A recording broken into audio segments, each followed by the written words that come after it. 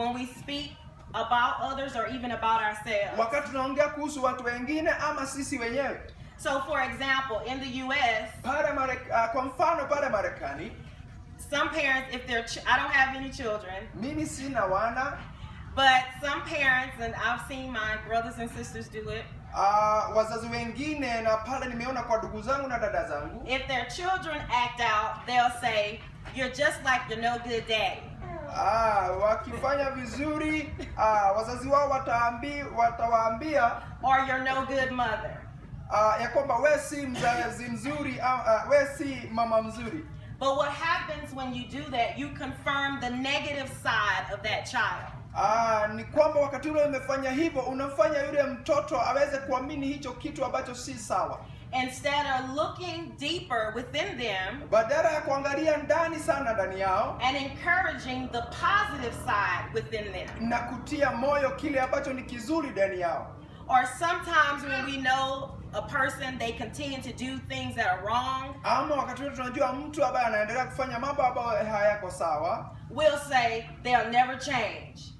Tunawaambia wewe hutabadilika. We'll say they'll never get better. Tunawaambia nyinyi mtakaa vile hamtakuwa wema. And we continue to confirm, na sisi huwa tunatia muhuri, the negative side of that person. Hayo mambo mabaya yako katika yule mtu. But in each of us, lakini ndani ya kila mmoja wetu, we have a little bit of a negative, tuko na hali ya kinyume kidogo, but we have some positive. Lakini tuna mambo mema pia ndani yetu. And the more that you speak to the positive side of a person, na wakati ule unaongelesha ile mambo mazuri ndani ya mtu, then they begin to grow in that personality. Basi katika hali ya utu wa ule mtu inaendelea kukua. Sometimes we find it easier, wakati mwingine tunaiona ikiwa rahisi, to see the negative than to see the positive. Kuona hali ya yale mambo ambayo sio mema, badala kuona yale mema.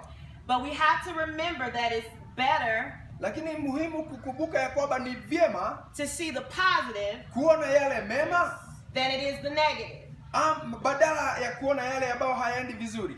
Sometimes it takes work because people are a little insane. Wakati mwingine inakuwa ni lazima mtu afanye kazi ama bidii, sababu watu ni kama wako katika ule upande wa kuto insane kama some people can give you a reason to just think that they'll never change.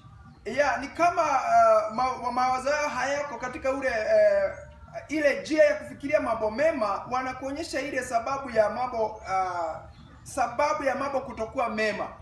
But the Bible tells us that life and death is in the power of the tongue. Lakini Biblia inatuambia nguvu ya uzima ama mauti iko katika ulimi wetu. Therefore it is important that we carefully choose the words that we speak. Basi inakuwa ni muhimu kuchagua sana yale maneno tunayonena. Not just over other people, sio tu kwa watu wengine, but also over our own selves. Lakini pia kwa upande wetu. Amen. Sometimes it's hard to find something good in our own selves. Wakati mwingi inakuwa rahisi kutoona mambo mema ndani yetu, when we're not pleased with our situation. Na inakuwa hatufurahishwi na zile hali tuko ndani yake. And especially when we compare our lives to somebody else's. Na haswa tunapojilinganisha na watu wengine. Now in the US, pale Marekani, we have a saying. Tunao msemo that if somebody is trying to be like somebody else, ya kwamba wakati ule mtu anajaribu kuwa kama mtu mwingine, we say they're trying to be like the Joneses. Tunawaambia ya kwamba wanajaribu kuwa kama Jones, like the name Jones. Ni kama anataka kuwa kama akina John. Yeah. So the Joneses are like Mr. and Mrs. Joneses, or Mr. and Mrs. Jones, or if I say like she's trying to be like Bobby. Ama sasa tutumie hiyo jina ya kusema anataka kuwa kama, tutumie jina kama la Pastor Bobby. Right.